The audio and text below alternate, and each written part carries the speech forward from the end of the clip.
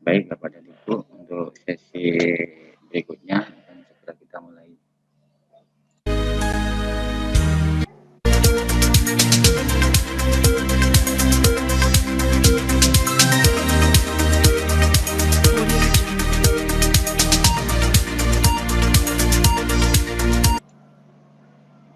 Baik, Assalamualaikum warahmatullahi wabarakatuh.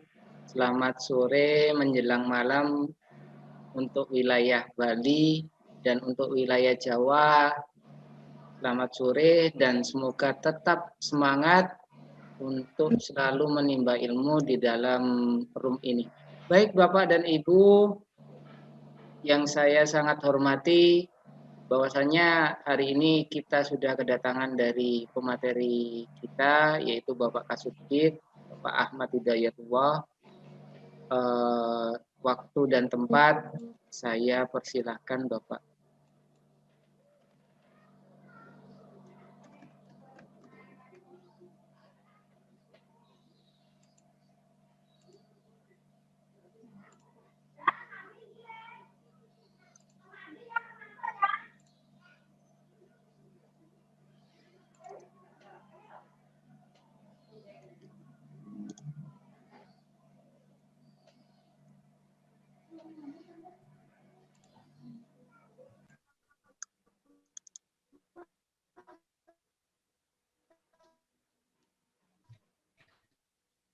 Baik, kita tunggu sebentar sebelum Bapak Kasubdit memberikan materi kepada kita. Semoga teman-teman yang hadir, Bapak dan Ibu guru, senantiasa selalu sabar menanti Bapak pemateri.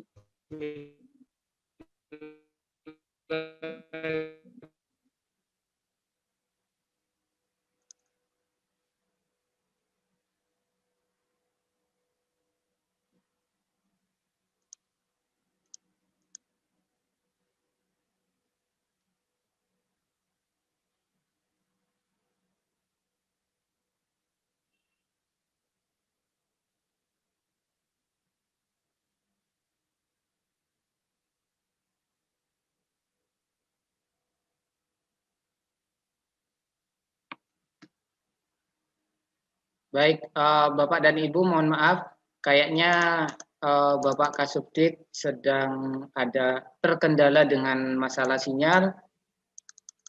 Kita tunggu sebentar untuk host bisa diambil alih sebentar.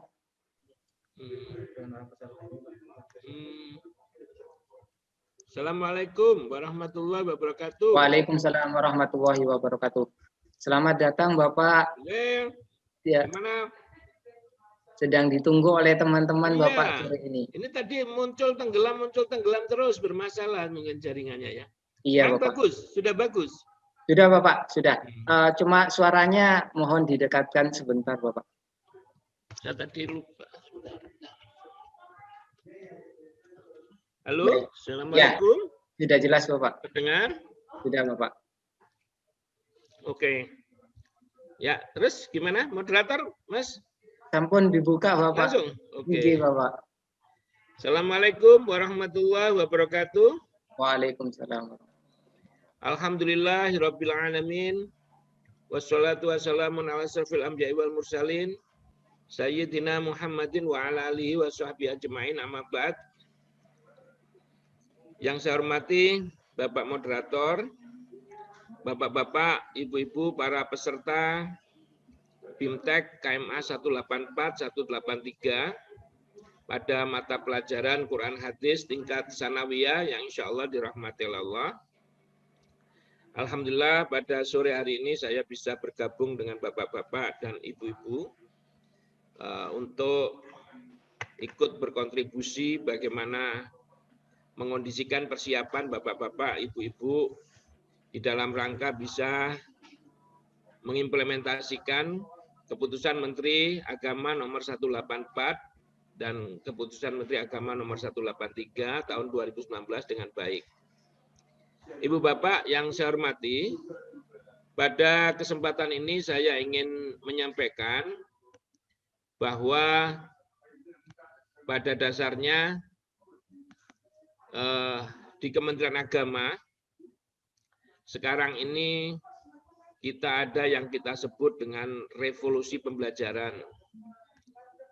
Revolusi pembelajaran ini mengandung makna bahwa di Kementerian Agama kita berharap ada perubahan-perubahan mulai dari tingkatan mindset, mulai tingkatan paradigma sampai di tingkatan implementasi, yaitu perubahan-perubahan proses pembelajaran yang menunjang yang tadinya Bapak-bapak, Ibu-ibu tidak ada ruang inovasi, tidak ada ruang kreativitas untuk melahirkan pikiran-pikiran Bapak-bapak, Ibu-ibu di dalam berkontribusi ide untuk melayani siswanya dengan baik. Dengan revolusi pembelajaran ini diharapkan semua inovasi, semua pemikiran dari kita-kita sebagai pendidik di madrasah itu sudah tidak dihantui lagi dengan ketakutan-ketakutan, takut salah dan sebagainya. Selama niatan kita baik untuk berkontribusi yang baik untuk siswa dan kemudian kita mengikuti koridor-koridor kebebasan yang diberikan dalam revolusi pembelajaran ini, insya Allah semuanya akan memiliki nilai kebaikan.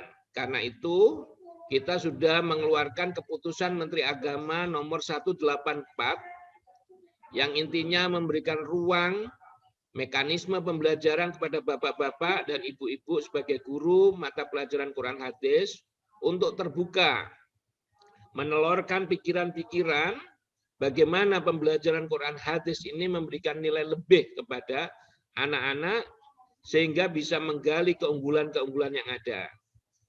Nah, kemudian konten untuk mata pelajaran Quran Hadisnya Bapak Ibu bisa bersumber pada KMA 183 yang memang sudah disempurnakan untuk proyeksi pendidikan masa depan.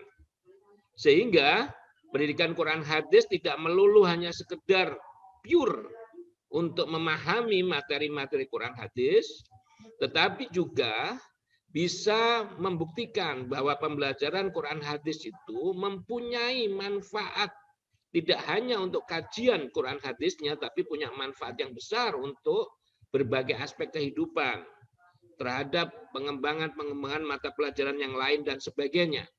Nah, dengan demikian maka secara konten KMA 183 yang sudah disesuaikan dengan sedemikian rupa supaya bisa mampu membuktikan kontribusi pelajaran Quran Hadis untuk kemajuan anak-anak menghadapi abad 21 dan sebagainya. Nah, kemudian ruang inovasinya di dalam setiap madrasah Bapak Ibu mengekspresikan inovasi itu sekarang sudah ada perlindungannya yaitu KMA 184. Nah, dengan demikian maka Bapak-bapak, Ibu-ibu kita harapkan punya keleluasaan yang mantap untuk bisa menciptakan keunggulan di setiap tempatnya. Nah, terkait dengan itu semuanya Bapak-bapak, Ibu-ibu kita sadari bahwa usaha-usaha yang kita lakukan semuanya ini dalam rangka untuk minimal itu mengejar target 25 tahun yang akan datang. Kita berharap kita memiliki negara ini yang bisa memiliki kedaulatan yang kuat, menjadi negara yang berdaulat, negara yang mandiri, negara yang tidak tergantung lagi dengan banyak kejadian yang ada di negara-negara sekitarnya, tidak tergantung lagi gejala-gejala, trik-trik apa yang dilakukan oleh negara lain. Kita bisa berdaulat dan syaratnya untuk itu maka kita akan membentuk negara maju. Kemajuan itu akan bisa dibentuk hanya satu jalannya yaitu dengan kemampuan kita mandiri menghasilkan sesuatu hal yang dibutuhkan di masa datang. Nah, dengan demikian maka jaminan internalnya yaitu menciptakan keadilan dan kemakmuran bagi rakyat semua itu bisa kita capai. Nah, dalam rangka untuk mewujudkan visi Indonesia 2045 yang berdaulat, maju, adil, dan makmur, ini tidak bisa serta-merta kita wujudkan begitu. Ada kualitas SDM tertentu yang diharapkan bisa menunjang ini. Tanpa kesiapan SDM yang bermutu, SDM yang berkualitas, produktivitas, dan penguasaan ipteknya tinggi, tidak mungkin visi Indonesia 2045 bisa kita hasilkan. Nah, terkait dengan itulah maka Bapak-bapak, Ibu-ibu, inovasi pembelajaran itu diharapkan untuk bisa mencapai itu. Apalagi bapak-bapak, ibu-ibu kalau dihubungkan bahwa kehidupan anak-anak kita masa sekarang ini berbeda dengan kehidupan kita yang lalu. Apalagi kalau kita tafsirkan untuk kebutuhan 25 tahun yang akan datang, 50 tahun yang akan datang. Nah, kebutuhan pendidikan anak-anak kita harus kita siapkan sesuai dengan zamannya nanti. Betapa tidak Bapak Ibu, sekarang dari konteks sosial budaya, kalau Bapak Ibu lihat gejala-gejala yang ada sekarang saja, godaan-godaan, terpaan, tantangan untuk anak-anak kita ini sangat kompleks dan luar biasa. Misalnya fenomena era global saja yang membuat jarak antar negara sudah tidak kelihatan lagi, jarak antar waktu tidak kelihatan lagi karena dipermudah dengan komunikasi segala macam. Ini juga punya dampak yang luar biasa terhadap kehidupan anak-anak kita. Gangguan-gangguan, godaan-godaan ideologi sekuler luar biasa. Setiap hari anak-anak bisa digoyang pemikirannya dengan paham-paham yang ada di luar kita. Begitu juga ideologi-ideologi yang mengatasnamakan agama.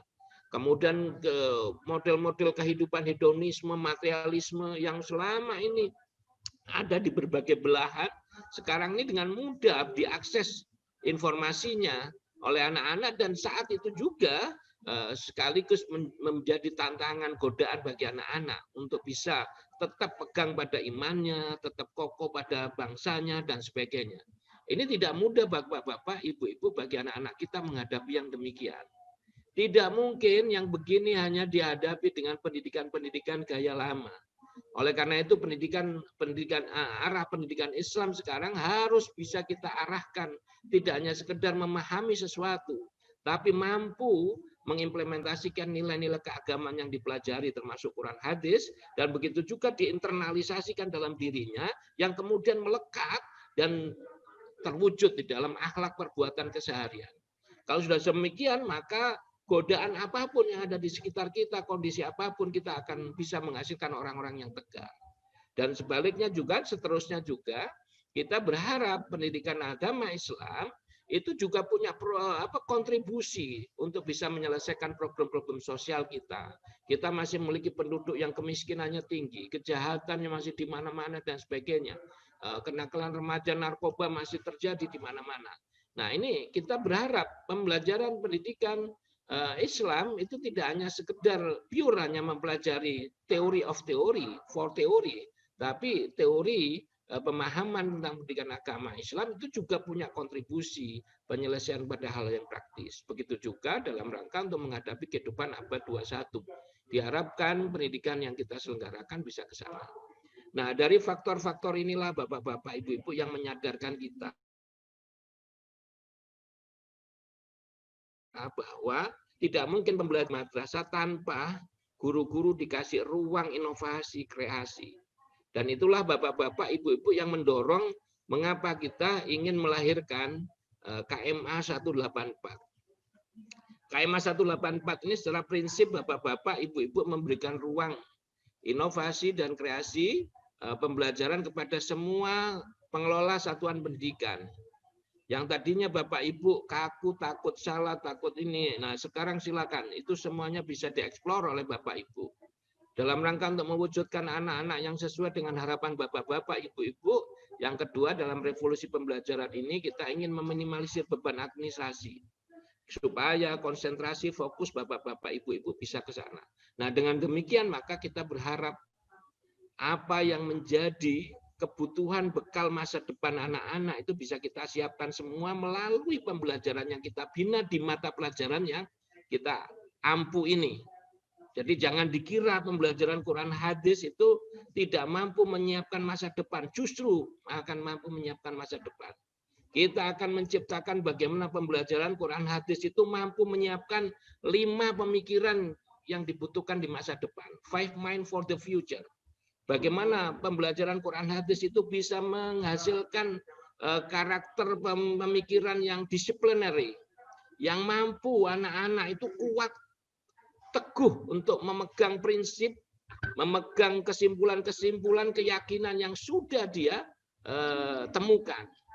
Nah, ini tidak mungkin Bapak-bapak, Ibu-ibu, disciplinary ini akan dihasilkan Kalau pembelajaran yang dilakukan di setiap kelas itu hanya sekedar pemberitahuan.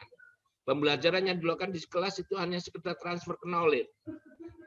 Disciplinary akan bisa dimunculkan oleh siswa kita apabila di dalam pembelajaran itu kita melibatkan pemikiran kritis anak-anak, melibatkan pemikiran kreatif anak-anak, melibatkan kemampuan komunikasi mereka, sehingga anak-anak dengan media pembelajaran Quran hadis yang di setiap kelas dipelajarinya, nah itu bisa betul-betul menghasilkan sebuah keyakinan yang dia temukan, yang dia simpulkan. Kalau sudah begitu, Bapak-bapak, Ibu-ibu, maka kuatlah keteguhannya dia untuk melakukan prinsip-prinsip itu. Ini salah satu kebutuhan dari Five Mind for the Future dalam disiplinary, keteguhan dalam memegang keyakinan yang dibutuhkan di masa depan. Orang-orang yang eksis di masa depan adalah orang yang kuat seperti ini. Kalau tidak kuat, itu akan goyah dengan kompleksitas masalah. Sekarang Bapak Ibu ambil contoh saja. Menghadapi pandemi ini, kita mau di rumah, atau kita bagaimana, kita mau pakai masker atau tidak. Bapak Ibu sudah melihat betapa godaan, kegoncangan pendapat macam-macam dimiliki oleh orang yang beragam profesinya macam-macam. Nah ini kalau orang tidak terlatih dalam pemikirannya itu untuk bisa teguh, bisa menemukan kesimpulan sendiri sehingga dia yakin betul, dia pasti goyah. Nah, termasuk untuk kebutuhan masa depan itu diperlukan bagaimana orang-orang di masa depan itu yang eksis adalah yang mampu menciptakan sesuatu yang baru, menciptakan sesuatu yang berguna untuk sekitarnya. Di masa depan orang yang tidak mampu begini tidak akan eksis. Begitu juga respectful, perhatian kepada aspek tertentu atau bidang tertentu secara penuh. Nah ini semuanya Bapak-bapak, Ibu-ibu hanya bisa dicapai apabila dalam pembelajaran itu sudah diolah sedemikian rupa. Begitu juga dibutuhkan ke depan itu adalah anak-anak yang mampu menjadi sintesiser, ahli analisis, ahli sintesis, yang mampu memiliki ethical. Ini orang-orang yang insya Allah di masa depan akan eksis di tengah kondisi kehidupan yang sudah makin kompleks. Bapak-bapak, Ibu-ibu, untuk bisa menghasilkan siswa yang seperti ini, tidak mungkin pembelajaran dilakukan biasa-biasa saja. Oleh karena itulah maka ruang inovasi kita buka, ruang kreasi guru kita buka. Kita berharap guru-guru sekarang sudah tidak canggung-canggung lagi. Saya yakin setiap guru punya pemikiran. Setiap guru yang di tengah kondisi keterbatasan itu pasti punya ide cemerlang untuk mengatasi masalahnya. Nah, kita berharap semuanya itu terlindungi dan ada jalan yang bisa melindungi, memberikan saluran pada mereka untuk mengungkap inovasi dan kreasinya. Itulah yang termuat di KMA 184 tahun 2019. Nah, Bapak-bapak, Ibu-ibu yang saya hormati, paling tidak yang bisa dilakukan dalam KMA 185 ini, Bapak-bapak, 184 ini, Bapak-bapak, Ibu-ibu, di sini diberikan kesempatan, madrasah, guru, segala macam, melalui mekanisme musyawarah, rapat kerja di madrasah itu bisa melakukan sebuah rekayasa struktur kurikulum. Jadi kurikulum kita di KMA 184 ini kita buat sikap bahwa untuk mengimplementasikannya tidak terlalu kaku-kaku. Kita dikasih ruang bisa melakukan rekayasa struktur kurikulum. Apa itu rekayasa struktur kurikulum? Rekayasa struktur kurikulum itu apabila Bapak Ibu misalnya ada sebuah kebutuhan. Saya mengajar Quran hadis. Saya memiliki murid sekian yang punya bakat untuk bisa diperdalam Quran hadisnya pada tingkat tahfidzul Quran. Saya melihat siswa sekian yang bisa dibina dalam taksinul qiraahnya misalnya. Nah, terkait dengan itu Bapak-bapak, Ibu-ibu, kalau dahulu kan Bapak Ibu selalu berdalil. Bagaimana mungkin saya akan membina tambahan anak-anak yang seperti ini? Jam saya cuma 2 jam. Nah, sekarang Bapak-bapak, Ibu-ibu, keluhan-keluhan yang seperti itu sudah ada pintu gerbang untuk Bapak Ibu bisa mencari solusinya. Di KMA 184 diberikan ruang. Kalau tidak cukup dengan jam yang sudah disiapkan, ini ada ruang di dalam muatan lokal. Itu sampai 6 JP. Ada 3 mata pelajaran yang bisa dimunculkan di situ. Nah, Bapak Ibu di sana ada kesempatan untuk melakukan rekayasa struktur kurikulum itu. Yang kedua, Bapak-bapak, Ibu-ibu, dalam rangka untuk memenuhi rekayasa struktur kurikulum tadi bisa memunculkan sesuai dengan kebutuhannya. Oh, kalau gitu saya akan membuat mata pelajaran untuk menunjang yang saya usulkan tadi dengan mata pelajaran A, mata pelajaran B, itu bisa dilakukan. Bahkan di tingkat alia, bapak-bapak, ibu-ibu bisa menambahkan lagi. Selain muatan lokal, bisa menambahkan di pendalaman minat untuk yang peminatan keagamaan. Artinya apa? Sekarang sudah terbuka ruang yang besar untuk bisa leluasa melakukan itu. Sementara kalau Bapak Ibu mau melakukan itu kemudian merasa, loh kebanyakan jamnya untuk anak-anak, pulangnya jam berapa? Di KMA 184 juga dikasih solusinya. Bapak Ibu bisa melakukan yang namanya relokasi jam pelajaran. Nah, Bapak Ibu bisa mengambil dari kelompok-kelompok yang memang diperbolehkan di KMA 184 untuk kita ubah jamnya, kemudian dipindahkan kepada jam yang Bapak Ibu anggap diperlukan sekali untuk bisa menyalurkan keunggulan anak-anak. Itu diperbolehkan. Termasuk bagaimana menciptakan pembelajaran dengan sistem kolaborasi pembelajaran. Supaya pembelajaran anak-anak itu tidak terasa terbebani, apalagi masa pandemi ini. Tidak terlalu terbebani dengan setiap guru mata pelajaran berpikir cuma mata pelajarannya saja.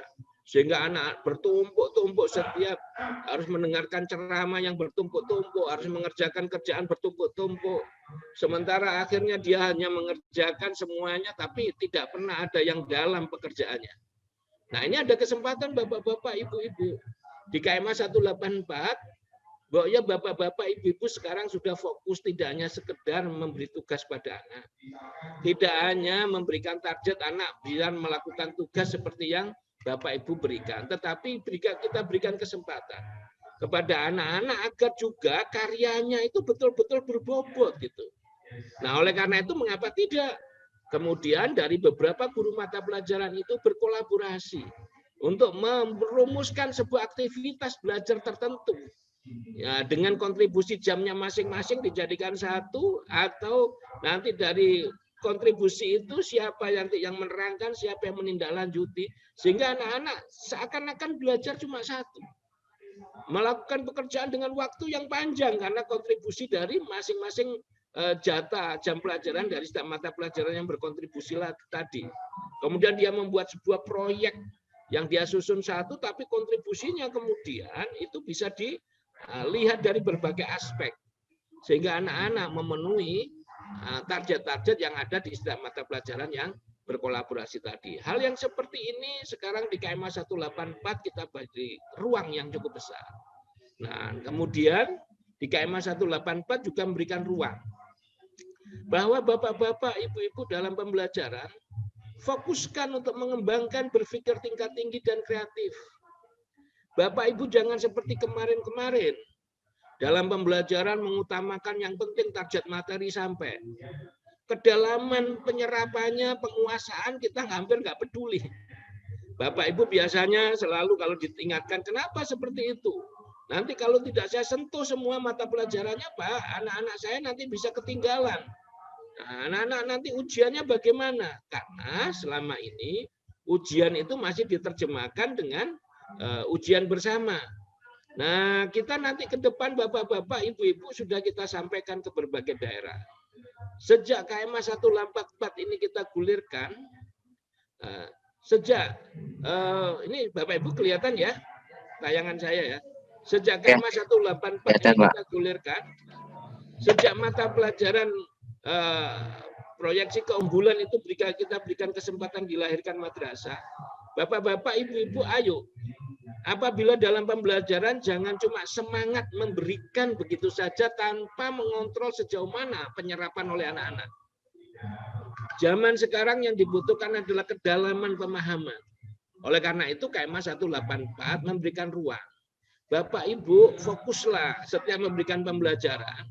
Jangan banyak-banyak memberikan pembelajaran tapi nggak ada yang masuk.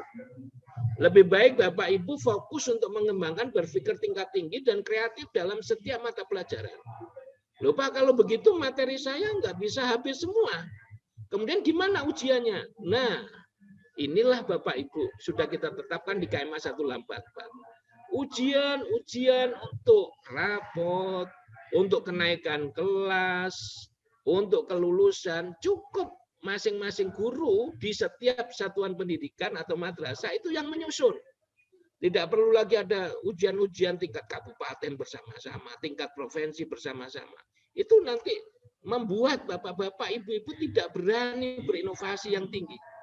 Nah, kalau bapak-bapak, ibu-ibu yang menyusun soal sendiri, kemudian anak-anak dari pembelajaran itu berhasilnya mendalami cuma 8, padahal sebenarnya secara standar materinya 10, kira-kira Bapak Ibu dalam ujian Bapak Ibu mau keluarkan 10 problem yang akan dipelajari itu atau sesuai dengan kenyataan yang Bapak Ibu berhasil matangkan, dalamkan ke anak-anak. Kalau Bapak Ibu paksa ke 10 materi tadi, berarti kan ada 2 yang tidak ada di pembelajaran tapi ikut ujian. Kira-kira kalau begitu, kalau anak-anak nggak bisa mengerjakan, itu yang salah siapa Bapak Ibu? Saya pikir yang salah adalah kita yang nyusun soal. Oleh karena itulah bapak-bapak, ibu-ibu, kalau berhasilnya mendalamkan itu 8, ya silakan buat ujian sampai ke 8 masalah itu. Tidak perlu Bapak Ibu seperti kemarin kejar tayang untuk mencapai materi dan mengabaikan kedalaman penyerapan anak-anak. Nah ini di KMA 184 ada jaminan. Karena apa? Di yang ke-6 ini Bapak Ibu. Nanti yang menyusun ujian itu kita. Madrasah diberikan kebebasan menentukan alat penilaian. Sudah bukan zamannya lagi ujian-ujian bersama. Nanti di negara kita ujian bersama itu cukup satu saja yang namanya asesmen kompetensi siswa atau kompetensi minimal. Yang tujuannya bukan seperti ujian-ujian dulu untuk ranking-rankingan, peringkat-peringkatan, bukan. Tetapi ujian yang dilakukan negara secara bersama-sama untuk madrasah itu tujuannya adalah untuk diagnostik. Diagnostik itu untuk memeriksa Bapak Ibu. Kira-kira kondisi kita itu, kondisi di madrasah Bapak Ibu itu ada kekurangan apa, kelebihan apa, sehingga kalau dibutuhkan perbaikan, apa yang perlu diperbaiki, itulah yang akan dihasilkan dari asesmen. Karena itu asesmen nanti Bapak Ibu AKM, aksi yang dilakukan oleh negara itu tidak akan diberikan di tingkat akhir. Akan diberikan pada siswa-siswa yang masih ada kesempatan untuk bisa Bapak Ibu perbaiki. Karena hasil asesmen itu akan diberikan pada Bapak Ibu, kemudian Bapak Ibu akan diberikan kesempatan memperbaiki sesuai dengan rekomendasi perbaikan pelajaran yang hasil diagnostik tadi. Nah dengan demikian Bapak-Bapak, Ibu-Ibu, berarti ujian yang untuk setiap mata pelajarannya itu sekarang sudah diberikan kewenangan kepada gurunya masing-masing untuk menyusun. Kalau sudah seperti ini, Bapak Ibu apa yang mau ditakuti untuk melakukan sebuah inovasi? Untuk bisa menekankan bahwa kualitas pembelajaran Bapak itu betul-betul sampai puncak yang memang diharapkan. Kan? Nah, kalau sudah seperti itu, Bapak Ibu nggak perlu ragu-ragu lagi. Berikan pembelajaran yang terbaik pada anak-anak, ujiannya nanti buat sendiri. Nah, kemudian yang kelima, Bapak-Bapak, Ibu-Ibu, KMA 184 ini paling tidak memberikan ruang yang luas kepada kita untuk bisa membimbing anak-anak kita sesuai dengan bakat dan potensinya. Silakan dibuat nanti kelas-kelas unggulan seperti ini. Kalau ini tingkat aliyah ada diversifikasi madrasah, silakan manfaatkan. Madrasah akademik, silakan tingkatkan di akademik research science. Kemudian madrasah yang fokusnya kepada keunggulan keagamaan, itu bisa menghasilkan madrasah program keagamaan dengan tingkat tafaqufidin yang menjadi hal yang utama. Kemudian madrasah yang mendapatkan tambahan keterampilan vokasi. Nah, sekarang ada madrasah plus keterampilan untuk tingkat aliyah. Kalau sanawiyah bagaimana? Bisa Bapak Ibu membuka ini. Kelas-kelas talenta. Anak-anak yang bakat Quran, hadis, tahfidzul Quran dikhususkan, dibina khusus. Tentunya mata jatah untuk pelajaran Quran hadis yang 2 jam ya nggak cukup, berarti Bapak Ibu bisa menambahkan di sana. Untuk bisa menambahkan di sana, setelah itu Bapak Ibu membuat mata pelajaran apa yang bisa menunjang tahfidzul Quran. Nah, itu silakan Bapak Ibu susun, nanti bisa dimasukkan di dalam KTSP-nya buku 1, buku 2, yang kemudian Bapak Ibu program masukkan usulan kepada pemerintah. Nanti kita keluarkan SK dari pemerintah, maka pembelajaran yang di jam-jam tambahan itu nanti juga bisa dihargai, disimpatikanya gitu. Nah, sekarang sudah terjadi kolaborasi antara KSKK dengan GTK, sehingga hal-hal yang begitu selama memenuhi syarat prosedur yang ada itu akan dihargai di Simpatika. Dengan demikian Bapak-bapak, Ibu-ibu sudah tidak ada kendala lagi. Bapak-bapak, Ibu-ibu bisa melakukan sebuah inovasi, kreasi demi kebaikan, keunggulan di madrasah Bapak Ibu masing-masing. Nah, secara substansi untuk mencapai pembelajaran Quran hadis yang baik, Bapak-bapak, Ibu-ibu sudah disiapkan, yaitu KMA 183 yang kemarin sudah disusun sedemikian rupa, minimal bisa membentuk profil ini. 3 hal, yaitu anak muslim yang kuat imannya, Islamnya, dan perilakunya dilandasi dengan karakter ihsan. Gitu. Nah, dengan demikian Bapak-bapak, Ibu-ibu diharapkan kita bisa menghasilkan siswa yang betul-betul sesuai dengan cita-cita kita bersama. Jadi Bapak Ibu kalau menghasilkan kualitas murid yang ada di madrasahnya Bapak-bapak, Ibu-ibu, selama ini kan Bapak Ibu hanya jadi juru masak yang mau menyiapkan resepnya, yang menetapkan targetnya orang lain semua. Nah, sekarang kita berharap karena Bapak Ibu yang memasak, mengapa tidak Bapak Ibu juga diberikan kesempatan untuk membayangkan, untuk merencanakan keunggulan hasil yang mau Bapak Ibu olah itu. Silakan, sekarang sudah tidak ada keraguan, sudah ada payung hukum itu.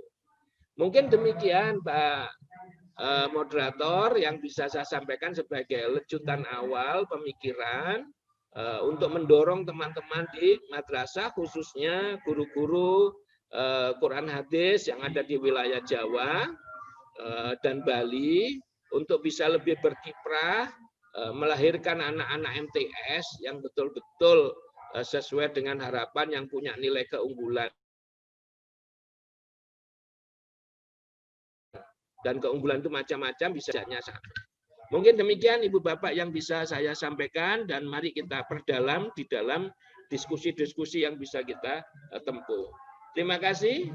Wallahul muwaffiq ila aqwamit thoriq. Assalamualaikum warahmatullahi wabarakatuh.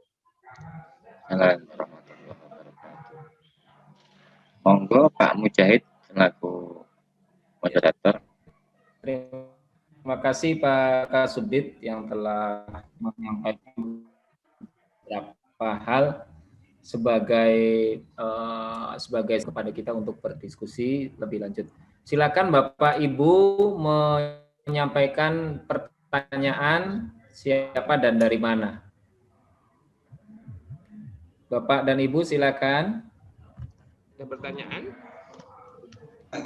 Assalamualaikum warahmatullahi wabarakatuh. MTSN Batu. Bapak dan Ibu. MTSN Batu tanya, Pak. Probolinggo. Silakan. 1 Probolinggo. MTSN 1 Malang. Probolinggo. Malang. MTSN Batu. MTSN 1. Malang. Langsung saja Pak Mujahid. Ya, Batu dulu, silakan. MTSN 1. MTS Batu. Assalamualaikum warahmatullahi wabarakatuh. Batu. MTSN 1 Probolinggo.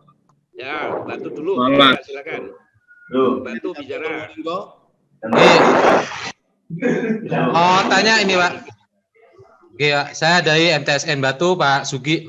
Namanya siapa? Ahmad Sugiarto, Pak. Ahmad Sugiarto, monggo Pak Sugiarto. Yang pertama berkaitan dengan pengaturan pembelajaran, Pak. Dimisalkan untuk mencapai target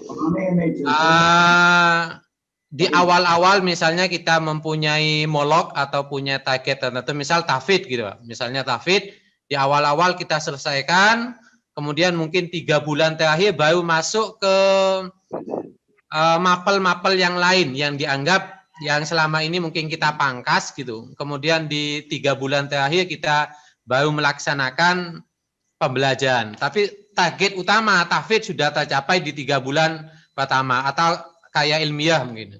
Itu yang pertama, Pak. Yang kedua berkaitan dengan penilaian, Pak. Penilaian PAS atau PAT gitu.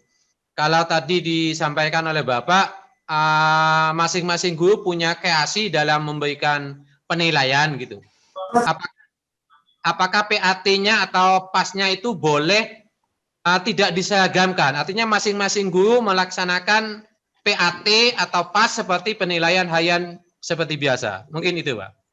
Terima kasih. Baik, terima Ya, kasih. silakan. Selanjutnya, PSN Oke, MTSN 3 Trenggalek. N1 Probolinggo. ya silakan Pak. Probolinggo dulu, Tanya, Pak. Probolinggo. Assalamualaikum. Dari MTS Madiana Karanganyar, Pak.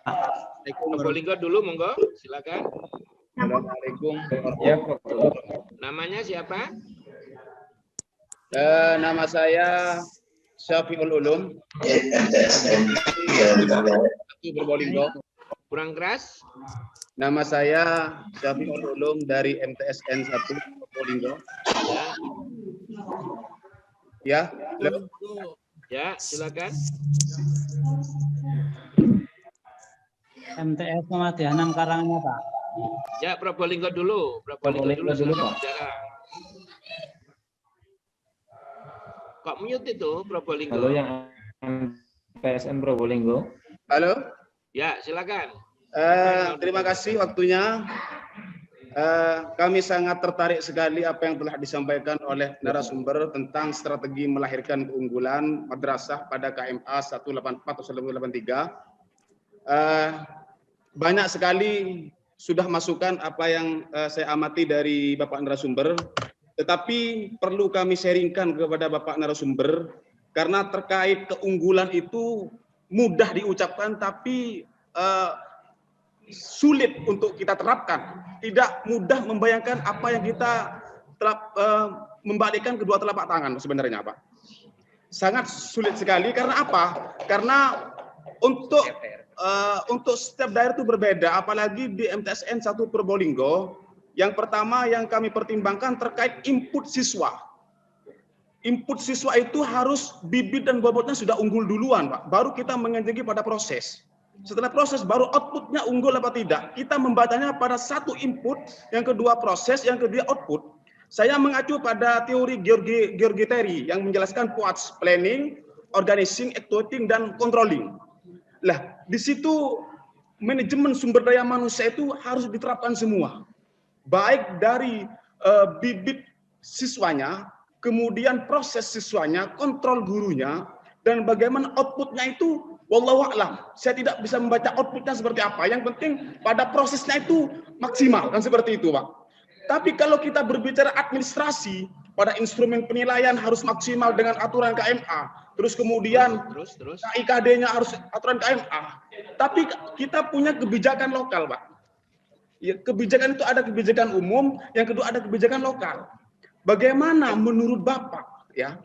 Karena kita ini dibenturkan pada heterogenitas siswa yang apalagi di MTSN 1 Probolinggo banyak yang dari siswa ada yang dari marginal ya, yang dari pesisir, kemudian dari pegunungan, yang mana background kehidupannya tidak sama, baik sisi sosialnya, dari sisi perekonomiannya, kemudian dalam satu wadah, dalam satu sekolah outputnya harus sama. Ini belum tentu, Pak. Saya mengkaji pada luar negeri, Pak. Di Finlandia itu yang saya ketahui dari guru saya, itu sudah dibidik duluan. Sudah ada mata pelajaran Indonesia ini, beberapa mata pelajaran masuk semua. Bahkan 13 mata pelajaran harus dikuasai semua. Tidak bisa, Pak, menurut saya. Karena apa, Pak?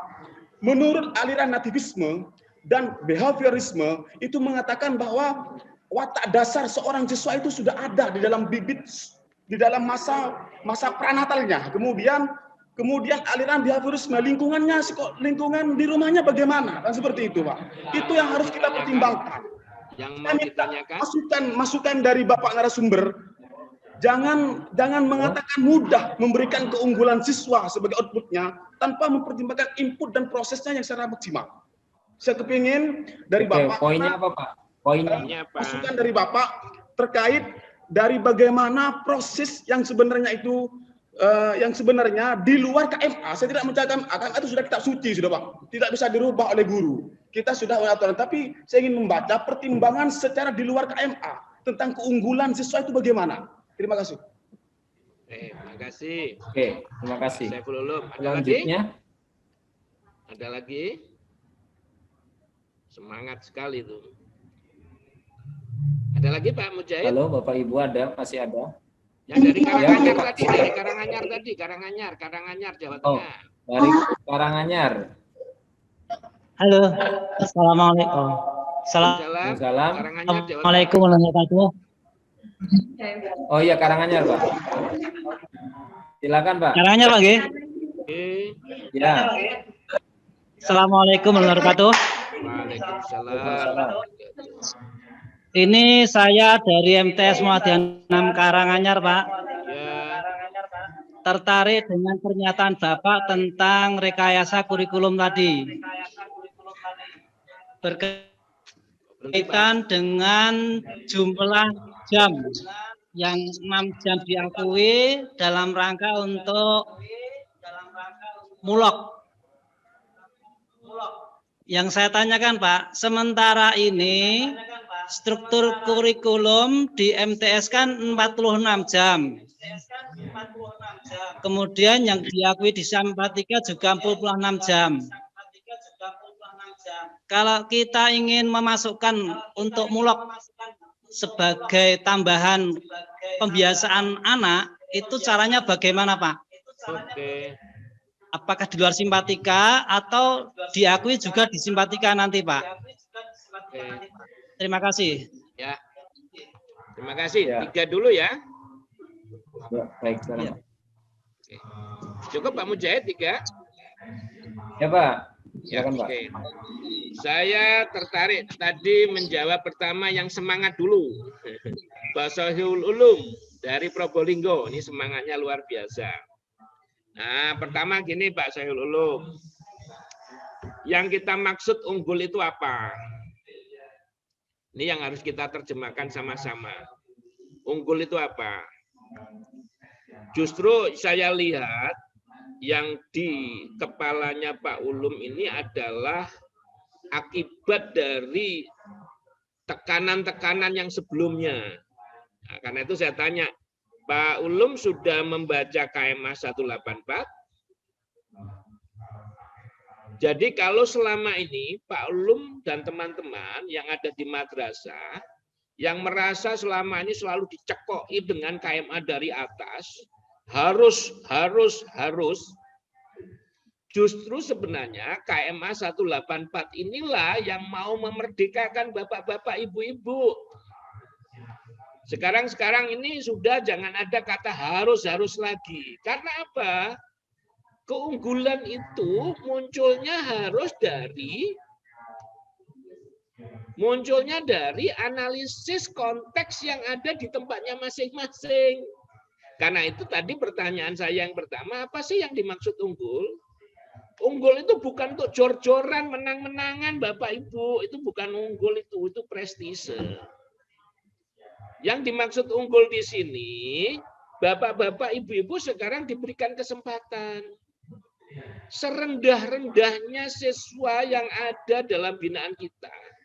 Jangan dikira loh, masing-masing itu punya potensi yang bisa dikembangkan.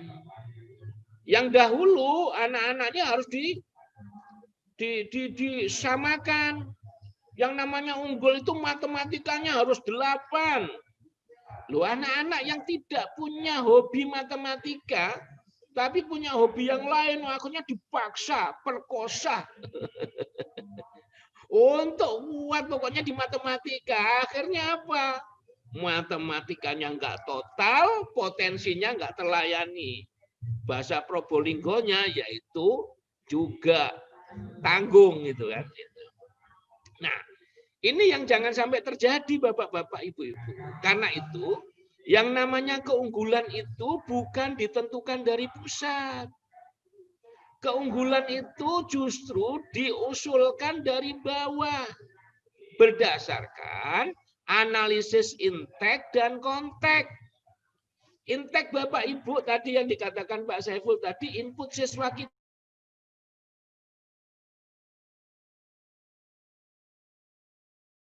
begini-begini. Oke, ya itulah. Setelah dianalisis kira-kira anak-anak ini apa cuma kita ajar begitu saja. Saya pikir serendah-rendahnya orang punya potensi masing-masing.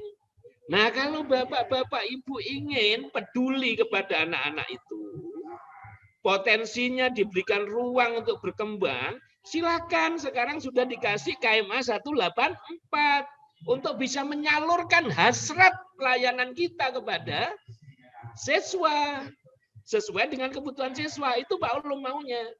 Jadi KMA 184 ini jangan sampai dipersepsi ini sebuah target ya yang harus kita kumpulkan begini.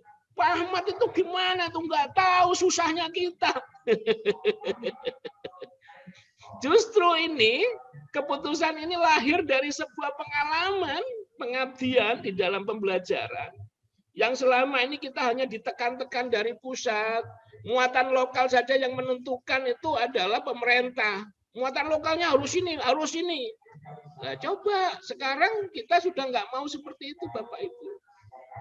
Di KMA 184 itu mengajarkan di dalam rancangan muatan lokal silakan namanya muatan lokal ya lokal Bapak Ibu yang menentukan.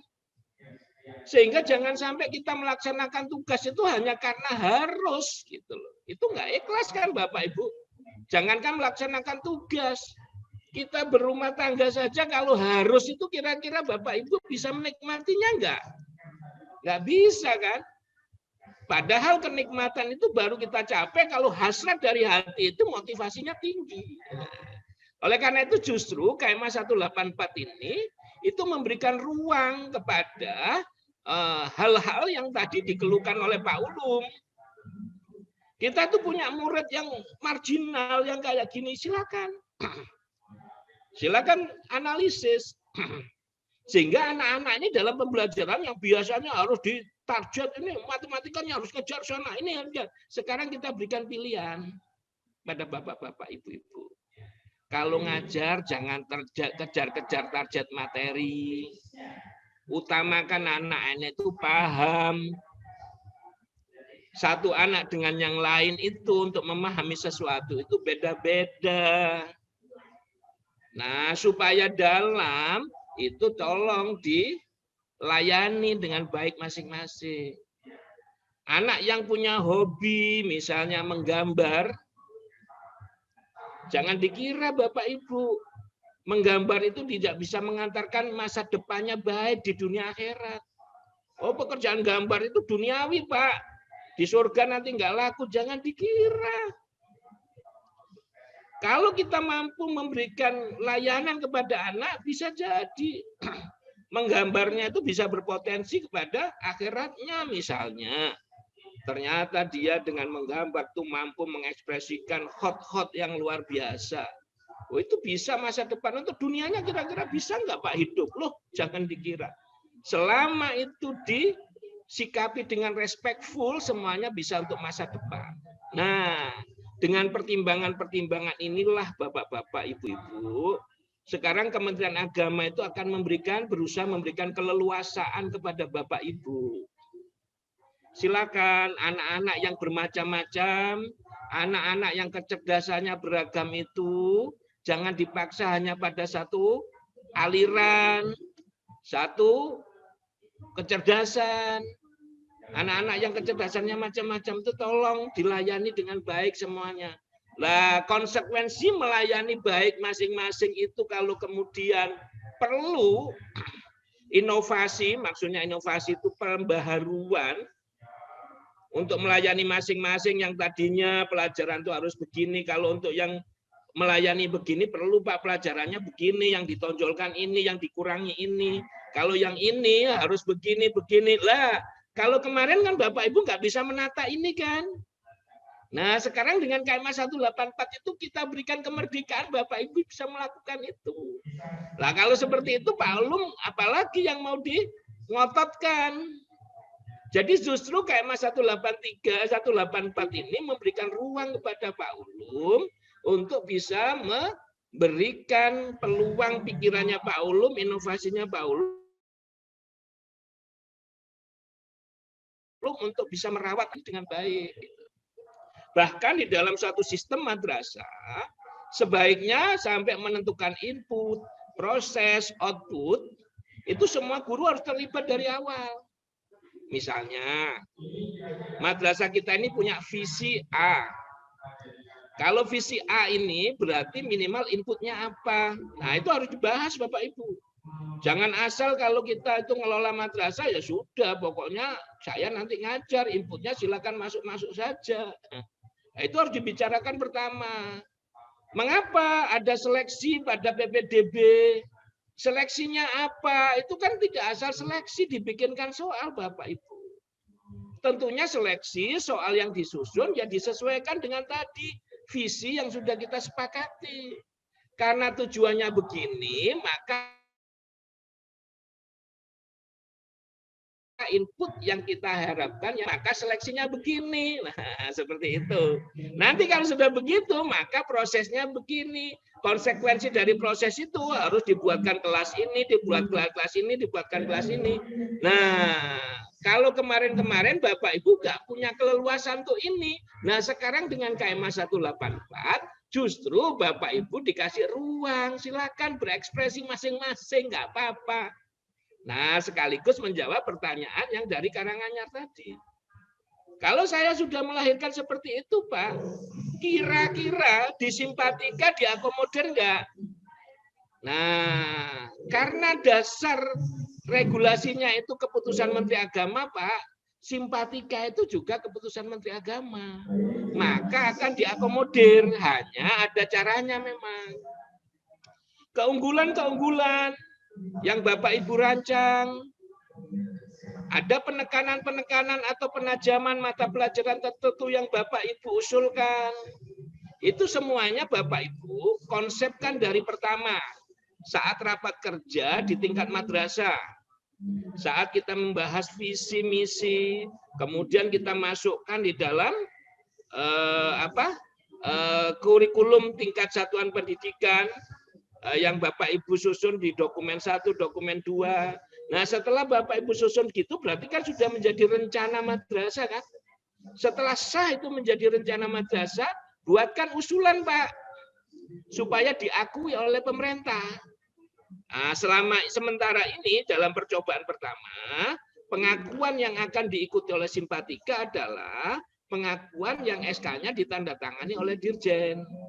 Oleh karena itu nggak apa-apa, karena ini perjuangan pertama, silakan Bapak Ibu buat usulan lewat Kemenak Kabupaten Kota, Provinsi, nanti dikirim ke kami, lewat WA nggak ada masalah, nanti segera akan kami respon, asal resmi. Nah, setelah nanti dapat SK itu, Bapak Ibu saat mengisi aplikasi Simpatika, Bapak Ibu akan ditanya, madrasah ini akan punya keistimewaan apa? Kalau Bapak Ibu memilih madrasah yang biasa-biasa saja, ya sudah, aplikasinya itu saja yang dipilih. Kalau Bapak Ibu mencantumkan akan mengutamakan keunggulan A, keunggulan B, pasti nanti di dalam aplikasi itu akan ditanya, apa pegangannya? Nah, SK yang dari Dirjen tadi masukkan, Mbak. Kalau SK yang dari Dirjen Bapak Ibu sudah masukkan dalam aplikasi itu nomornya, maka Bapak Ibu dalam aplikasi akan keluar apa yang Bapak Ibu mau usulkan untuk ditampung di Simpatika. Mata pelajaran siapa, gurunya siapa yang mau dimasukkan. Dengan demikian semuanya akan terhitung Pak di Simpatika. Karena itu maka KMA 184 ini sebuah ikhtiar yang tadinya tidak mungkin, sekarang menjadi mungkin dan justru bisa diapresiasi oleh Simpatika. Kemudian untuk menjawab pertanyaan Pak Subianto, kira-kira kalau saya melakukan upaya misalnya siswa 3 bulan pertama sudah nggak belajar apa-apa, belajarnya cuma tahfidz saja, kemudian kita melakukan ini boleh atau tidak? Bapak-bapak, ibu-ibu, pada dasarnya kita memberikan ruang inovasi, tetapi ruang inovasi ini harus diawali dari kajian yang lengkap di madrasah, yang melibatkan orang tua, melibatkan guru, kepala madrasah, dan pengawas. Kira-kira anak-anak itu perlu tahfidzul Quran 3 bulan penuh itu kenapa? Itu harus dijelaskan. Nah, selama pertanyaan-pertanyaan itu bisa Bapak Ibu tunjukkan sehingga perlu ada pengkhususan gini, silakan. Nah, nanti kita Bapak Ibu usulkan, masukkan dalam KTSP seperti tadi, usulkan. Nah, sehingga nanti supaya bisa diakomodir. Kalau Bapak-bapak, ibu-ibu, bahkan kalau tidak punya ikatan dengan Simpatika, misalnya guru-guru saya swasta semua Pak, Nggak ada yang impasi, nggak ada urusannya dengan simpatika. Bapak Ibu bisa melakukan akselerasi sendiri berdasarkan KM 184 dengan KTSP yang Bapak Ibu susun sendiri, malah lebih enak itu. Terutama swasta yang ada di pondok pesantren yang sudah tidak butuh lagi ada sertifikasi untuk guru-gurunya kan sudah dibayar cukup. Wah, itu Bapak Ibu bisa melakukan akselerasi apapun. Karena apa? Sekarang ujian-ujian sudah Bapak Ibu susun sendiri. Nah, untuk nanti evaluasi kualitasnya untuk peningkatan perbaikan pembelajaran, kita nanti akan ada yang namanya assessment. Untuk kebutuhan masa depan anak-anak, itu anak-anak diperlukan kompetensi A, kompetensi B, kompetensi C misalnya, literasi, numerasi, sains. Nah, itu nanti akan ada assessment. Nah, nanti Bapak-bapak Ibu dari hasil assessment itu akan dapat masukan. Ini loh kondisi anak-anak Bapak Ibu. Tapi tidak berupa angka Bapak Ibu, berupa deskripsi. Karena itu nggak bisa di-ranking-rankingkan dan tidak diumumkan secara umum. Itu hanya diberikan pada masing-masing tempat. Nah, setelah kondisinya gini, nanti di situ juga ada rekomendasi. Di madrasah ini perlu ada peningkatan ini, perlu ini. Kalau kelas juga perlu ada peningkatan di kelas ini, pembelajaran ini, bahkan sampai ke anaknya ini, kelebihannya ini, kekurangannya ini, dan sebagainya. Nanti dari situ Bapak Ibu punya kesempatan memperbaiki anak-anak itu. Sampai nanti Bapak Ibu punya kesempatan untuk memutuskan di tingkat akhirnya dengan Bapak Ibu menyusun ujian sendiri. Setelah itu tetapkan sendiri anak mau diluluskan atau tidak. Itu kewenangan guru. Seperti itu. Jadi Bapak-bapak, Ibu-ibu yang terpenting adalah sekarang dalam rangka untuk menjalankan ruang yang diberikan oleh KM 184, yang terpenting adalah kajian secara internal dari dalam. Analisis konteks, analisis intake, analisis kebutuhan. Kalau dalam bahasa manajemen madrasah itu ada yang disebut dengan penyusunan EDM kan gitu ya. Setelah menetapkan visi, ada melakukan evaluasi diri madrasah. Dari evaluasi diri madrasah itu melahirkan yang namanya program prioritas dan program pengembangan. Nanti dari situ Bapak Ibu merencanakan kalau gitu di tahun ajaran ini kita perlu melakukan sebuah penekanan begini, programnya begini, lah itu dimasukkan dalam buku KTSP dokumen 1, materinya dijabarkan di dokumen 2. Seperti itu Bapak Ibu. Nah, kemudian kalau memang perlu ada treatment-treatment tambahan, buatkan usulan kepada kita, dilampiri dengan KTSP-nya itu, nanti dari kita dapat SK, Bapak Ibu masukkan di dalam aplikasi Simpatika, maka guru-guru yang mengajar di program-program yang tadinya tidak ada, itu bisa dihargai di Simpatika. Demikian Pak Mujahid, sementara jawaban untuk Pak Subianto, Pak Saiful Ulum, dan dari Karanganyar tadi. Silakan ditambah lagi bila ada yang mengajukan. Terima kasih Pak. Ada lagi Bapak dan Ibu? Silakan Bapak dan Ibu. MTS 5 Pandeglang. Ya, kira-kira yang tadi saya tertarik yang dari Probolinggo tadi, kira-kira gimana dengan penjelasan saya? Masih ngeri nggak untuk melakukan perubahan dari MTSN 3 Trenggalek? MTS 5 Kira gimana? MTSN 3 Trenggalek akan bertanya. Mohon izin MTSN 3 Trenggalek. Tadi saya mau nanya dulu yang tanya tadi, yang dari MTS 1 Probolinggo tadi lah. Sudah puas ya? Tidak ada Pak Mujahid ya? Mohon izin MTSN 3 Trenggalek. Sebentar, yang lain yang Trenggalek nanti dulu sebentar. Yang dari Probolinggo tadi gimana? Sudah cukup? Alhamdulillah, terima kasih atas penyampaian Bapak narasumber terkait KMA yang 184 menjawab apa yang telah saya tanyakan tadi. Begitu, saya ingin senyumnya ini sudah. Jadi berarti kita sudah bisa melakukan perubahan ya. Jangan merasa tertekan lagi. Merdeka, begitu. Siap? MTSN 1 Klaten. Silakan yang dari MTSN 3. Assalamualaikum warahmatullahi wabarakatuh. Waalaikumsalam. Langsung mawon Kiai terkait dengan pengelolaan ma'had saya yakin jenengan sangat berpengalaman ketika menjadi kiai di Jalan Bandung terkait pengelolaan mahat. Mohon pencerahan terkait dengan regulasi terbaru dari turunan KMA 184 yaitu SK Dirjen Pendis nomor 6987 Kiai. Mohon pencerahan tentang pengelolaannya juga. Karena suka duka di asrama, saya yakin jenengan juga sangat paham. Apakah juga untuk menuju ke simpatika juga perlu seperti syarat yang di atas tadi? Matur nuwun. Assalamualaikum warahmatullahi wabarakatuh. Ya, terima kasih. Salam. Terima kasih. Ada lagi? Lanjut. Blitar. MTS Blitar, Mas. Blitar. Ya. Blitar silakan. Ya, ini terkait dengan penjelasan Bapak. Terima kasih. Intinya kita merdeka untuk menentukan apa saja. Tapi yang menjadi ganjalan, apakah nanti masih ada dikotomi terkait dengan outputnya? Artinya berarti MTS yang dikelola oleh pesantren-pesantren yang dengan berbagai macam itu, apakah nanti ijazahnya secara otomatis akan terstandar dengan mereka-mereka yang selama ini mengaku negeri begitu? Itu yang terkait dengan ini. Jadi dengan pembelajaran mereka yang kemudian inovasi, kreativitas dan macam-macam yang sesuai dengan ini apa namanya visi misi dari lembaga itu, kemudian nyel kata-kata tadi nanti terus seperti apa ijazahnya mereka akan ketika tingkat SLTP atau MTS ini melanjutkan ke jenjang berikutnya, ijazah yang diperlukan atau yang diakui yang seperti apa begitu. Itu yang selama ini menjadi momok yang dianggap non formal itu, Pak. Apakah dengan KMA 183 atau 84 ini kemudian otomatis sudah tidak ada lagi formal dan non formal. Demikian, terima kasih, Pak. Nah, saya mana aku satu orang. Selanjutnya kasih lagi. Tes saya Pak, nanya. Tes 5 Pandeglang mau bertanya. Dari mana Pak? Terus kacamata orang itu orangnya. Ada lagi? Silakan. Pak yang Kurdis Pak gitu.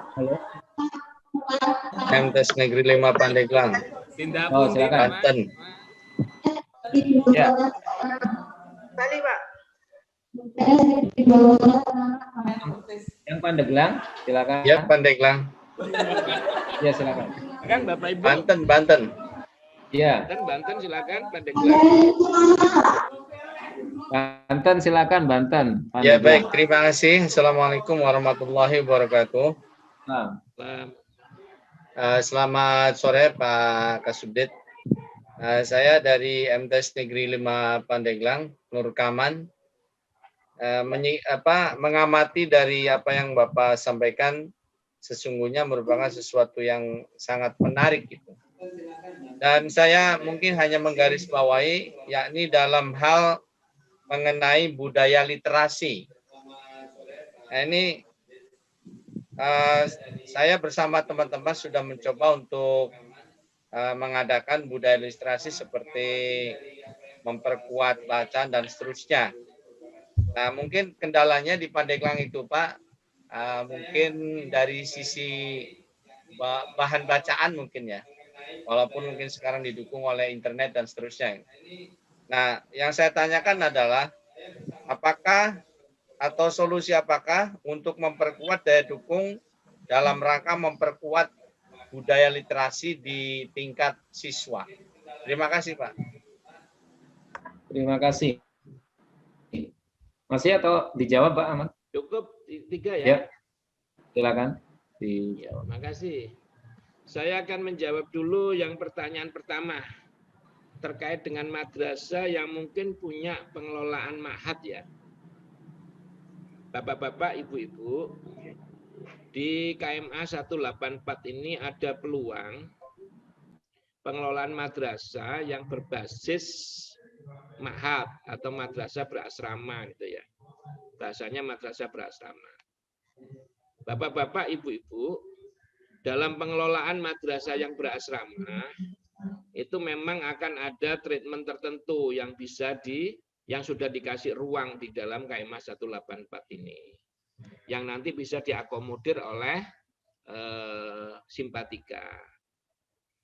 Kalau madrasah itu berasrama, maka pembelajaran yang dilangsungkan di madrasah itu tidak hanya sekedar jam pagi yang seperti di simpatika sebelumnya. Pembelajaran itu bisa yang dilakukan pagi, siang, dan malam itu bisa diakui sebagai pembelajaran di dalam madrasah yang punya asrama tadi. Nah, bagaimana caranya?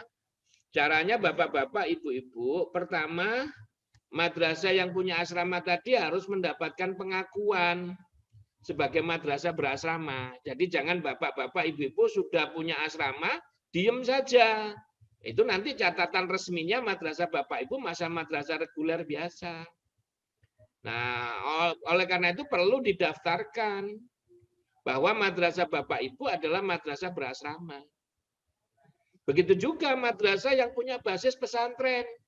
Itu jangan diam saja. Kalau diam saja pengelolaan pesantren sendiri karena itu pendidikan non formal, kemudian madrasahnya sendiri. Nah, oleh karena itu Bapak Ibu perlu daftarkan pengakuan diakui sebagai madrasah berasrama.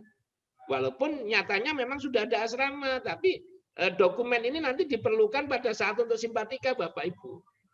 Kalau tidak ada hubungannya dengan simpatika, Bapak Ibu misalnya guru-gurunya nggak perlu ada treatment khusus untuk pembayaran tunjangan profesinya, Bapak Ibu lebih leluasa lagi.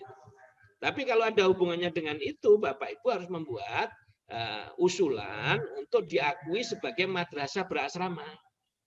Pada saat Bapak Ibu sudah dapat pengakuan sebagai madrasah berasrama, maka di dalam perencanaan pembelajaran yang ada di madrasah Bapak Ibu bisa merencanakan pembelajaran itu berlangsung di pagi hari, siang hari, dan malam hari. Nah, sehingga pelajaran-pelajaran yang dahulu Bapak Ibu lakukan di malam hari, itu tidak bisa diakomodir simpatika, sekarang bisa begitu. Itu nanti dimasukkan dalam struktur kurikulum Bapak Ibu yang dimuat di KTSP semuanya. Nah, bahkan ini ada suatu keleluasaan Bapak Ibu. Kalau misalnya malam harinya sudah ada qiraatil kutub yang bisa dikelompokkan dalam mata pelajaran PHI, misalnya Quran hadis, akidah akhlak, segala macam. Nah, cukup nanti pembelajaran di malam hari itu yang begitu. Pagi harinya nggak perlu lagi. Anak-anak belajar mata pelajaran yang sama, belajar 2 kali.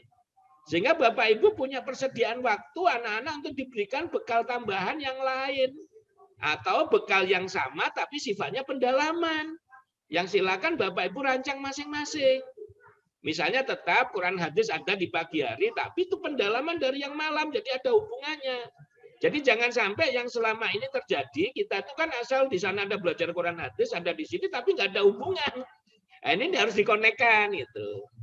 Kalau tidak seperti itu, misalnya cukup yang di malam itu sudah cukup karena kajiannya berbasis kitab luar biasa, sudah di atas yang ditargetkan madrasah lah. Karena itu yang jam yang semula di sini dibutuhkan di pagi hari cukup diwakili dengan yang malam hari, kemudian ini dipakai untuk memperdalam yang lain lebih dalam, boleh gitu.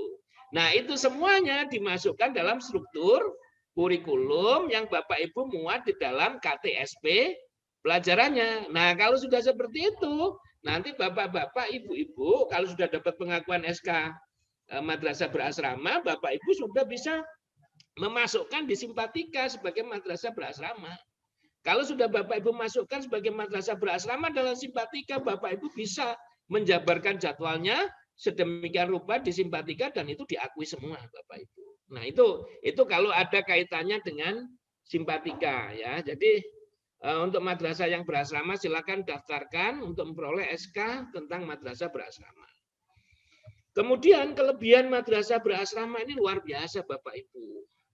Kita bisa mengelola anak-anak itu 24 jam dengan pendampingan kita. Tetapi ada catatan, Bapak-bapak, Ibu-ibu, kalau kita mengelola madrasah berasrama, itu ada baik, ada buruknya. Kalau Bapak-bapak, Ibu-ibu tidak menyiapkan dari awal, bahwa asrama itu bagian dari pendidikan, maka madrasah berasrama ini banyak mudorotnya Bapak Ibu. Karena itu saya berharap madrasah-madrasah yang punya asrama jangan menyikapi asramanya hanya untuk tempat tidur. Untuk waktu tidur anak, nggak punya manfaat. Karena madrasah ini dibangun, diberi bantuan oleh pemerintah, diharapkan Bapak Ibu jadikan satu paket dalam pendidikan. Sehingga di sana Bapak Ibu bisa melengkapi pembelajaran Bapak Ibu dari 3 ranah yang dibutuhkan dalam pendidikan, mulai dari ranah pengetahuan, keterampilan, dan sikap, itu Bapak Ibu bisa bentuk dari aktivitas sehari-hari, mulai dari bangun tidur sampai tidur lagi. Itu bisa dibentuk betul itu. Nah, konsekuensinya kalau itu sudah berjalan, supaya bisa bagian dari pendidikan, ya kepala madrasahnya itu harus istiqomah juga, ada di situ. Kalau nggak 24 jam kali seminggu, ya paling tidak ada waktu yang lebih banyak lah di asrama. Kalau saya dulu waktu jadi kepala madrasah yang berasrama, saya selama 25 tahun ya tidur saya ada di madrasah Bapak Ibu. Keluarga saya bawa ke madrasah. Saya baru punya rumah sendiri itu setelah jadi pejabat saja Pak, sudah tidak jadi kepala madrasah. Selama dulu saya ngelola madrasah berasrama, ya kita harus di sana. Karena apa?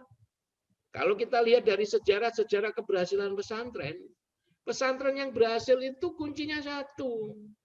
Kalau bahasa Jawa itu dilunggui gitu loh.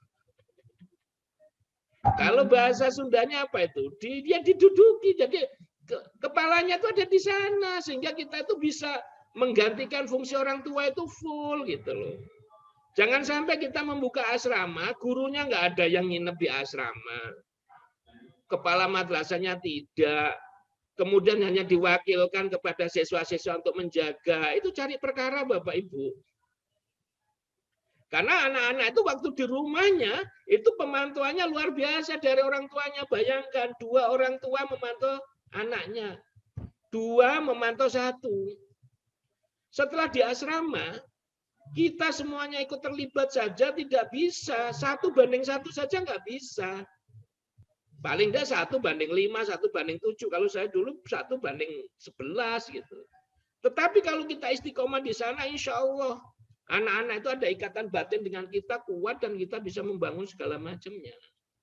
Namun demikian, sebaliknya kalau Bapak Ibu tidak mengerahkan itu, madrasah yang berasrama yang tidak ditangani total begitu, itu justru menjadi biang masalah untuk masa depan anak-anak. Anak-anak akan bebas begini, bebas begitu. Lah, apa gunanya dibangunkan asrama? Asrama itu kan gunanya untuk membina kepribadian. Peribadatannya, akhlaknya harus dibentuk di sana. Bagaimana cara tidur, bagaimana cara makan, bagaimana ketemu orang, bagaimana.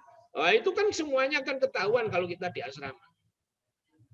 Dan alhamdulillah saya punya pengalaman kurang lebih sekitar 25 tahun untuk yang begitu. Jadi itu harus total ditangani. Itu untuk menjawab pertanyaan tentang ma'had tadi ya.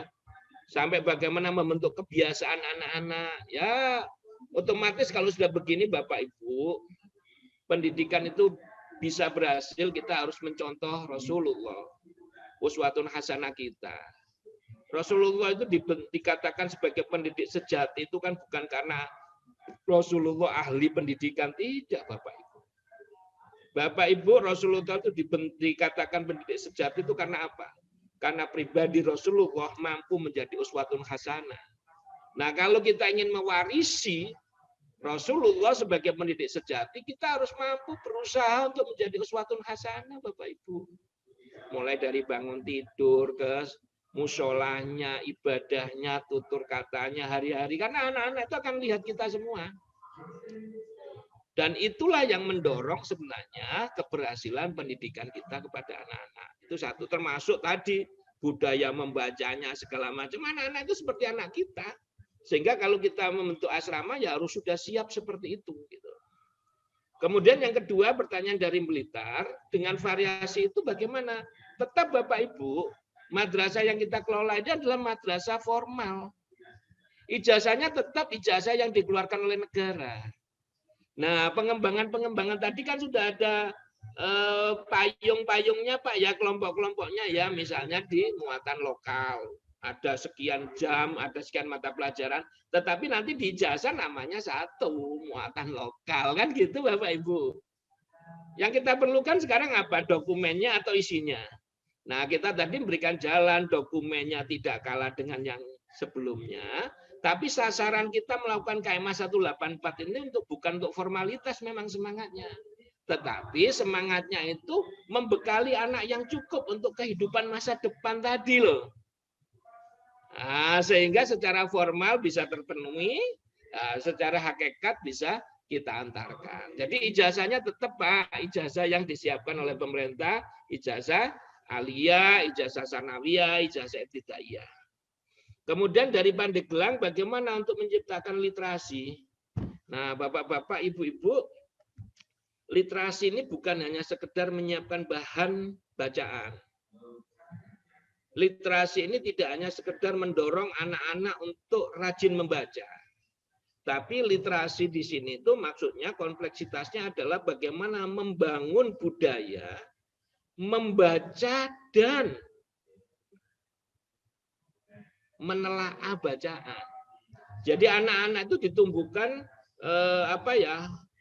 budaya untuk berpikir kritis, berpikir kreatif, sehingga di samping kebutuhan penyiapan bahan yang dibaca, Bapak-bapak, Ibu-ibu untuk meningkatkan literasi bisa membuat program-program yang merangsang anak-anak berpikir. Misalnya, dalam satu hari, anak-anak misalnya membaca nggak usah dikasih target banyak-banyak. Misalnya satu halaman atau satu bab. Nah, anak-anak itu setiap hari misalnya bisa membuat sebuah rangkuman ulasan dalam satu bab yang dirumuskan. Nanti satu minggu misalnya 5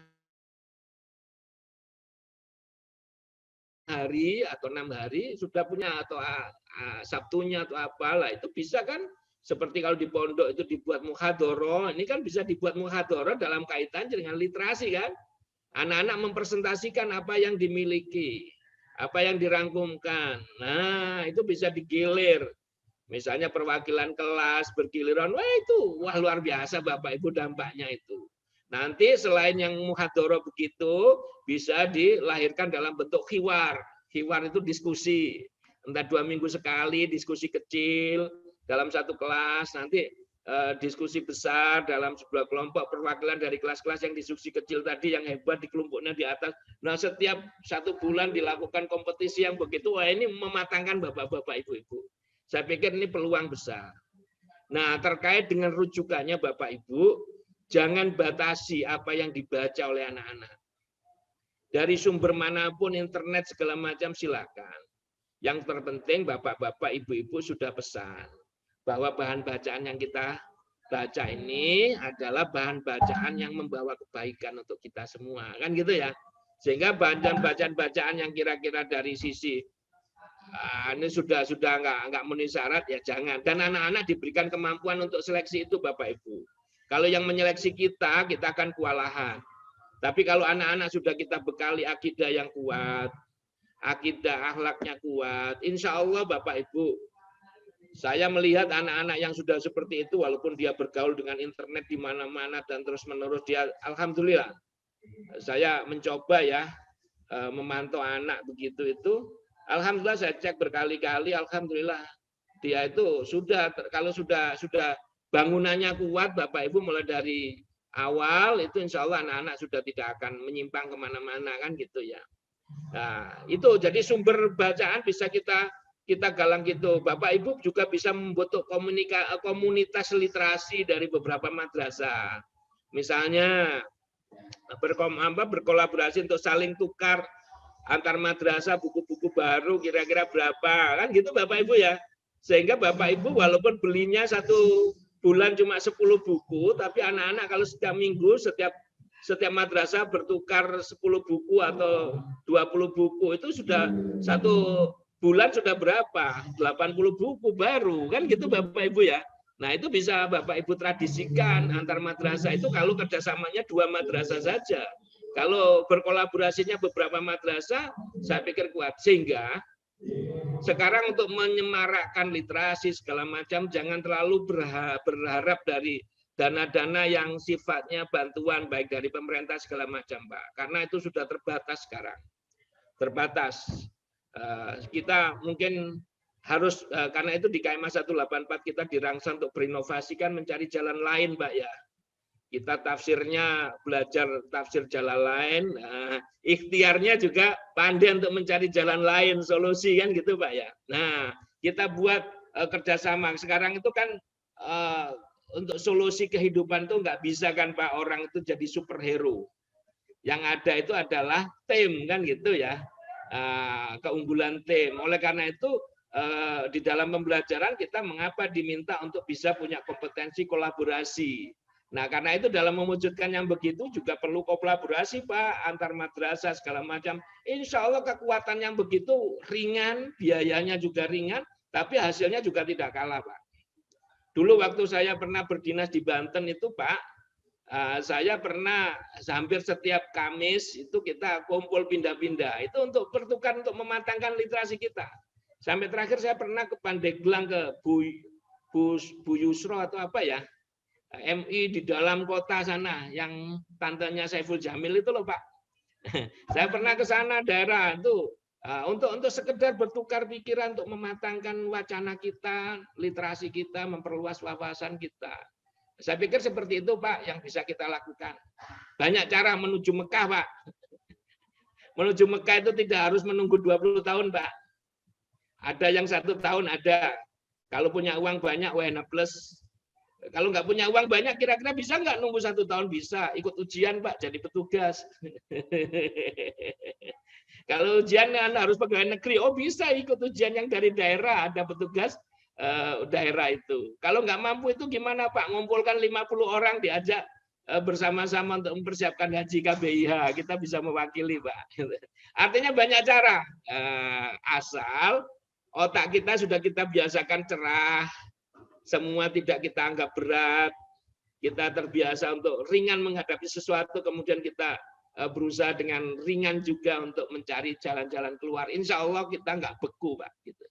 Mungkin begitu Pak ya jawaban saya. Bagaimana Pak Moderator, Pak Mujahid? Ya, Bapak Ibu masih waktunya ada setengah jam Pak Ahmad. Waktunya sampai jam berapa Pak? Ini untuk wilayah Bali udah maghrib, mau menjelangi siapa? Ya, waktunya dijadwal sampai jam berapa Pak Mujahid? 17.30. 17.30. Saya mohon diri ya, tadi mulai dari jam itu aktif terus, belum Pak. Saya berpindah tadi dari membuka aksi. Boleh ya? Gimana, Pak? Dicukupkan sampai jam 17 ya? Baik Pak. Iya Pak. Iya. Ini sudah 17 Pak.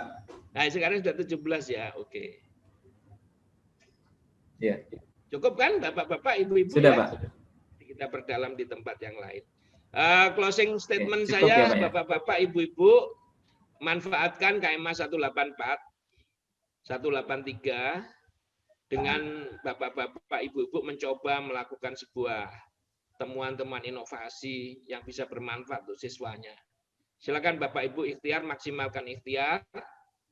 Cuma yang terpenting dalam memanfaatkan inovasi ini, Bapak-Bapak, Ibu-Ibu mengembangkan inovasi, yang kita harapkan sasarannya adalah keunggulan layanan kita kepada siswa. Jangan sampai lari-larinya kita berbicara inovasi-inovasi, ternyata memperhitungkan keuntungan untuk kita. Nambah jam, yang begini, itu jangan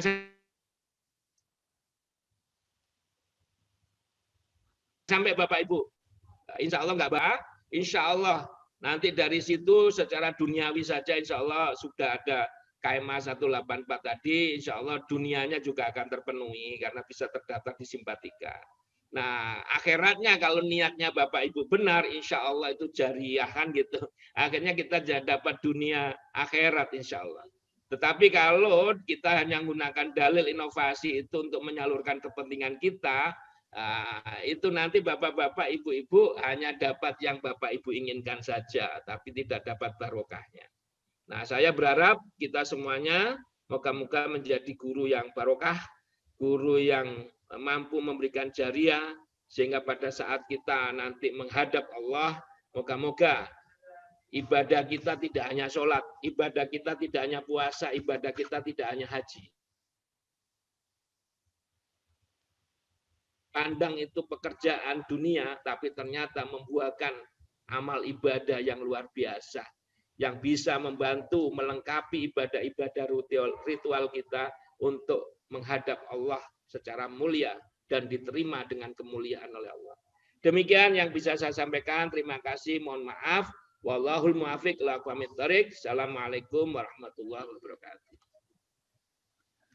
Waalaikumsalam warahmatullahi wabarakatuh. Terima kasih Pak Ahmad. Terima kasih Bapak Ibu sekalian. Terima kasih host. Marilah kita akhiri dengan bersama membaca hamdalah. Alhamdulillahirabbil alamin. Terima kasih. Selaku moderator mohon maaf apabila ada yang belum bisa diakomodir untuk bertanya. Terima kasih. Assalamualaikum warahmatullahi wabarakatuh. Waalaikumsalam warahmatullahi wabarakatuh. Saya pamit dulu ya, live ya. Iya, Pak. Ya, Pak. Baik, untuk acara hari ini selesai. Saya selaku host mohon maaf jika ada kesalahan dari pagi sampai sore. Sampai ketemu besok di waktu yang sama. Terima kasih. Assalamualaikum warahmatullahi wabarakatuh. Saya izin live ya, Pak. Iya, Pak. Iya, Pak Said. Iya. Assalamualaikum. Waalaikumsalam.